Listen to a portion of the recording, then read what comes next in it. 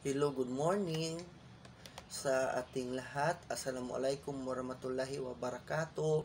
Maayong adlaw, buenos dias, magandang araw, mapipiyagan daw, tiban niyo sa mga kapatid natin ng mga subanin.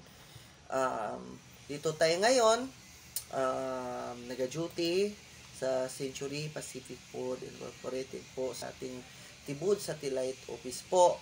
Nais ko pong ipaalam sa inyo na may mga tao na po tayo na una nagawan na pagkakataon ng Pinoy Co-op Card na dapat po ay pupunta at i-claim ninyo at permahan ninyo po ang receiving copy at ang consent form.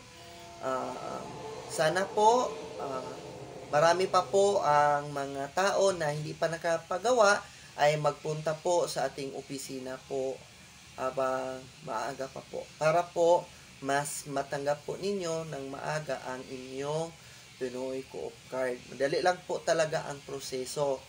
At saka yung sa mga naprosesa ng RCBC, ATM card, hintay na lang po kayo kung napagtiksan kayo kasi iisahan lang po yan na iparating dito sa atin sa Zamboanga City.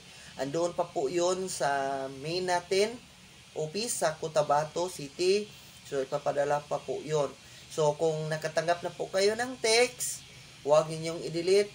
Yun ang gagamitin ninyo para ipa-activate ninyo ang inyong ATM at para makapag-change PIN kayo.